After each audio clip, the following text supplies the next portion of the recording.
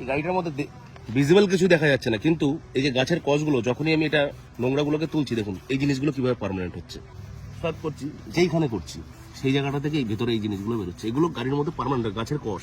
আর এর থেকেও বড় ডেঞ্জারের জিনিস হচ্ছে যে গাড়ির যে আয়রন জল, যেটা দিয়ে আমরা গাড়ি ওয়াশ করি, এই আয়রন জলটাই সাদা কালারটাকে পুরো একটা হলদে ভাব করে দেবে। এই যে পাল হোয়াইটের যে একটা গ্লেজ, এই জিনিসটাকে পুরো নষ্ট করে দেয় সামান্য কয়েক মাসের মধ্যে।